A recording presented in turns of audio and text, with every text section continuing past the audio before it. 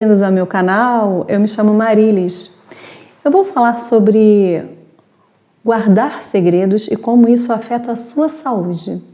Você sabia que guardar segredos pode causar uma série de mal-estares, como, por exemplo, afetar sua saúde física, seu sistema cardiovascular, seu sistema imune, alterar o funcionamento do seu cérebro e, inclusive, te colocar sob risco de desenvolver doenças crônicas como asma, hipertensão ou doenças agudas como gripes, resfriados?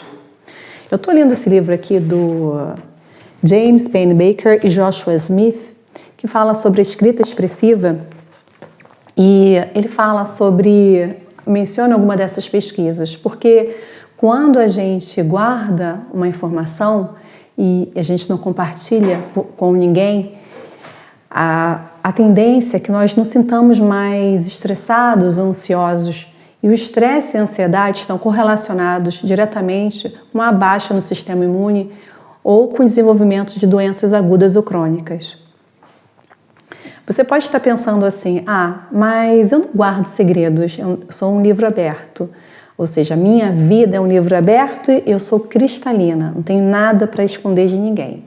Mas eu desafio você a pensar bem no que você está falando, porque dificilmente a gente vai a público ou conta para todo mundo tudo o que acontece na nossa vida, né? Porque a gente estaria sob risco de sofrer o escrutínio das pessoas, o julgamento dos outros, a gente escutaria opiniões desnecessárias que a gente não quer, né, saber, ou porque a gente tem culpa ou vergonha, ou porque a gente não quer incomodar. Então, por mais que você diga que a sua vida é um livro aberto, e pode ser, mas até certo ponto, não é possível revelar tudo sobre a nossa vida, ou falar tudo o que realmente a gente está pensando sobre uma pessoa. A gente tem que ter um mínimo de filtro.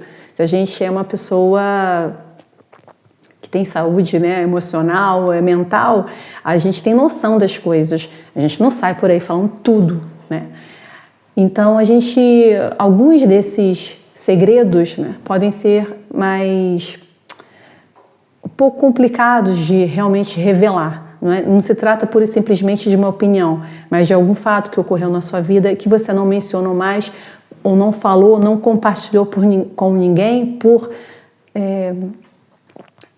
porque o seu corpo, você sentiu que aquilo ali trazia à tona emoções fortes e ocorre naturalmente uma evitação de não se tocar nesse assunto. Pode ser, por exemplo, o falecimento de uma pessoa, o término de um namoro, a perda de um emprego. Mas será que expressar pensamentos realmente faz diferença? Será que falar sobre o que sentimos pode impactar nossa percepção e até mesmo nossa saúde? Um experimento interessante feito com estudantes universitários, que foi mencionado inclusive nessa obra que eu falei para vocês aqui do James e do Joshua, fala de um experimento que foi feito de interação social com esses alunos, e eles foram orientados a conversarem livremente por 15 minutos.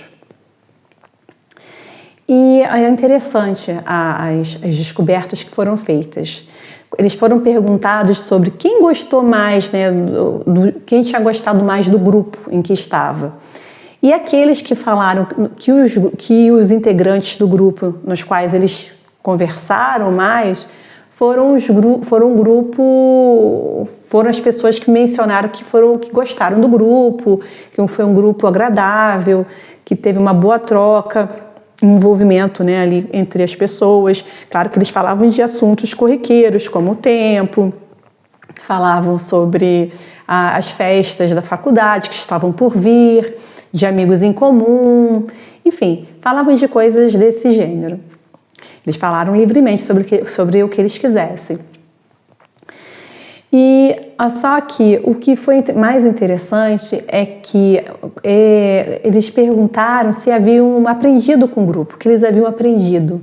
E aqueles que disseram que falaram mais foram aqueles que haviam aprendido mais, né? E aí isso trouxe à tona a percepção, a conclusão de que se eu falo, né, isso tem uma importância no meu aprendizado, ou seja, quando eu me expresso, eu consigo deixar clara, né, a minha linha de raciocínio e eu apreendo mais informações ao mesmo tempo em que eu falo. Então, ou seja, falar sobre pensamentos torna o aprendizado mais envolvente e nos leva a perceber, como é dito na obra que eu mencionei, que falar às vezes é mais importante para a gente do que escutar. Por isso que volta e meia a gente reclama, nossa, ninguém tem paciência para escutar, as pessoas só querem falar dos problemas delas. Realmente, as pessoas têm essa necessidade de falar, porque é uma forma delas conseguirem processar melhor as informações. Os autores também mencionam o uso do polígrafo, que é muito comum nos Estados Unidos, e o impacto que isso tem no guardar segredos. Guardar informações aumenta o estresse biológico, porque não é possível condenar ninguém com base no polígrafo. Mesmo nos Estados Unidos, o uso do polígrafo não é decisivo para condenar uma pessoa. Bom, a não ser que as leis tenham mudado, ou se alguém souber de alguma outra informação. O polígrafo ele ajuda, ele é um indicativo, ele ajuda especialmente na hora do interrogatório, quando eu tenho um suspeito e eu quero fazer com que ele fale, com que ele, né, se ele for pego em alguma contradição ou ser pego em alguma contradição, de forma que eu possa melhorar, né, essa minha maneira de abordar esse suspeito. Então, como é que o polígrafo funciona? Ele consegue detectar mudanças na respiração, no batimento cardíaco, que indicam que existe ali um maior nível de ansiedade e estresse. Ou seja, eu diria que é uma prova, digamos assim, de que de fato guardar segredos eleva o nosso nível de estresse e ansiedade. Isso mostra o peso psicológico de esconder alguma coisa de alguém, o peso psicológico que isso acarreta. Tanto é que muitos dos presos, muitas das vezes, eles acabam confessando quando são pegos em contradição, porque ele precisa cada vez mais mentir para preservar o segredo, o que aumenta de forma muito intensa o sentimento, a sensação de estresse. Muitos deles acabam confessando porque eles querem justamente se livrar daquela pressão. E quando de fato é realizada uma confissão nessas situações, ele se sente muito mais aliviado. Inclusive, isso é relatado em algumas pesquisas, quando os autores falam disso, quando eles confessam, esse nível de estresse imediatamente desce. Ou seja, eles sentem alívio imediato por poderem falar, né? Não esconderem mais nenhum tipo de informação. Por que guardar segredos faz mal à saúde? Porque exige um esforço cognitivo e emocional, causa cansaço e ansiedade, como no caso do polígrafo, no caso dos suspeitos de um crime ou de uma contravenção. Mesmo uma pessoa inocente que seja confrontada com polígrafo e precise esconder uma informação, por alguma razão, ou por medo, por vergonha, às vezes de uma situação que não está nem relacionada ao que está sendo perguntado ali no momento ou em relação ao crime, mas que ela possa sentir que não é algo que ela queira compartilhar, o nível de estresse dela vai subir, vai também ficar alto. Por isso que não se pode condenar ninguém com base no polígrafo. Mesmo uma pessoa inocente que tente, né, esconder uma informação, o nível dela de estresse vai aumentar. Então isso exige esse esforço grande que se faz, cognitivo, né, de tentar pensar imaginar subterfúgios ou desculpas para lidar com ou esconder aquilo ali que você não quer mencionar. Então, a maioria das doenças, ela tem um componente emocional, psicossomático. E ignoramos as causas emocionais das doenças. Associamos um resfriado ao clima, mas pode ser o estresse e não o clima. Muitas das vezes a gente evita falar de assuntos desconfortáveis e difíceis, porque para não ter que lidar com medo, com a vergonha que aquilo ali pode fazer surgir, essas emoções, medo, vergonha.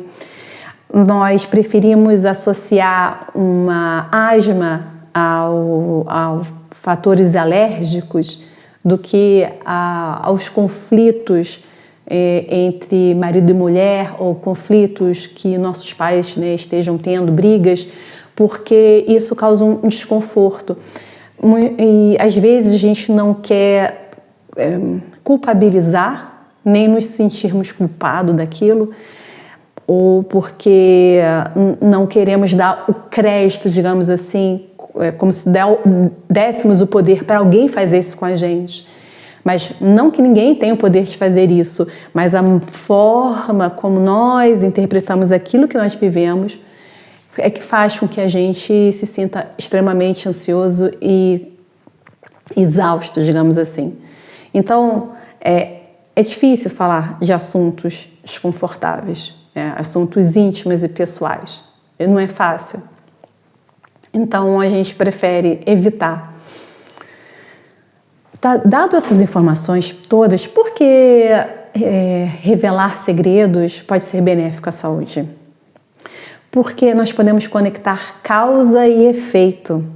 Quando a gente consegue conectar, né, fazer essa ligação do que causou aquilo com o efeito que isso causa no meu corpo, eu consigo agir sobre o problema. Agora eu sei o que deu causa à minha ansiedade. Agora eu sei o que deu causa à minha crise de asma. Eu sei porque o meu ritmo cardíaco está acelerado.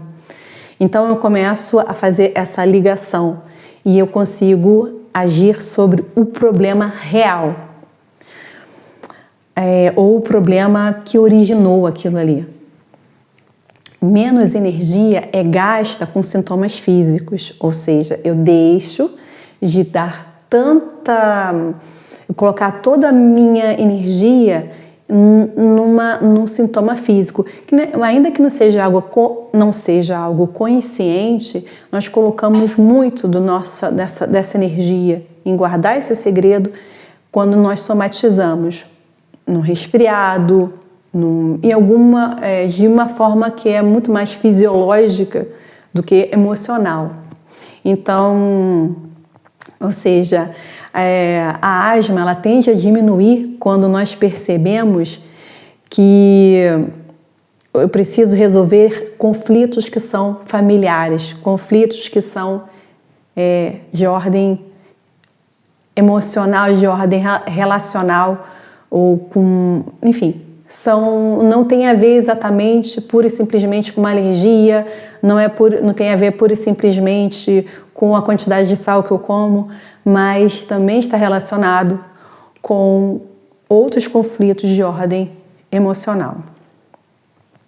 É benéfico revelar segredos, revelar fatos pessoais e íntimos que no fundo nos incomodam, porque eu evito adoecer e tendo a entender e antecipar as minhas reações.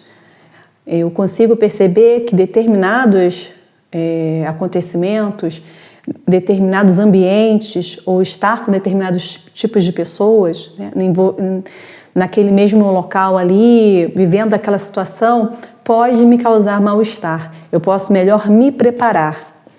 Ou seja, também isso tudo que eu disse nos dá um maior senso de controle. Nós gostamos de nos sentir no controle da situação. Agora eu identifico o que causa isso. Agora eu tenho esse maior senso de controle sobre as minhas emoções e os gatilhos que detonam essas emoções ou pensamentos. Mas, então, qual é a forma mais segura de revelar segredos? né? Porque não podemos nos expor publicamente.